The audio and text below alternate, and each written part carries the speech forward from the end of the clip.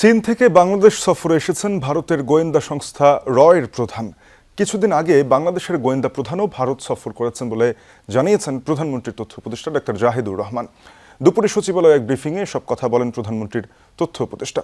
তিনি বলেন, প্রধানমন্ত্রীর তথ্য উপদেষ্টা জানিয়েছেন, জুলাই জাদুঘর একদিন স্কুলের শিক্ষার্থীদের জন্য ফ্রি প্রবেশের ব্যবস্থা করা হয়েছে।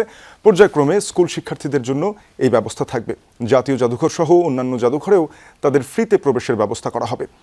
সরকারের 6 মাসের কার্যক্রম নিয়ে জাতীয় সামনে বক্তব্য দেবেন প্রধানমন্ত্রী তারেক রহমান। বিভিন্ন মন্ত্রণালয়ের কার্যক্রম খতিয়ে দেখা হচ্ছে সুচারুভাবে। কানাডা থেকে বাংলাদেশগামী ফ্লাইট যান্ত্রিক ত্রুটির কারণে ইতালিতে নামা ও সেখানে 2 দিন থাকায় যাত্রীদের অনেক দুর্ভোগ পোহাতে হয়েছে। এর জন্য বিমান মন্ত্রণালয় দুঃখ প্রকাশ করেছে। ভবিষ্যতে এমন হবে না। জুলাই জাদুঘরে ফেলানির স্মৃতিচিহ্ন না রাখা প্রসঙ্গে প্রধানমন্ত্রী তথ্য উপদেষ্টা বলেন, সীমান্ত হত্যাকাণ্ড কোনো একটা সরকারের বিষয় না।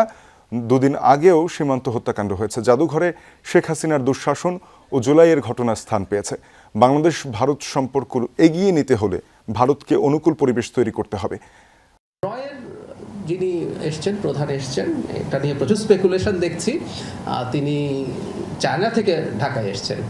সো এটা তার এক ধরনের সফর এবং আমাদের যে কাউন্টার পার্ট আছে তার সাথে বসবেন। এটা নিয়ে মনে হয় না সরকার যদি মনে করে সেই সফরের পর সেখানে কোনো একটা স্টেটমেন্ট সরকারের দিক থেকে হয়তো দেওয়া হবে, কিন্তু এটা নিয়ে স্পেকুলেশনের কিছু নেই। মানে অনেকে এমনভাবে করছেন যে গোপন, মানে সবাই সব জানেন, পত্রিকায় সব চলে আসলো, কিন্তু এরকম কথা লিখছেন। কোনো ব্যাপারই নেই। যেমন আমাদের যিনি গোয়েন্দা প্রধান আছেন তিনি তো ভারতে গিয়েছিলেন, তিনিও ভারতে গেছেন, তিনিও সফর করেছেন।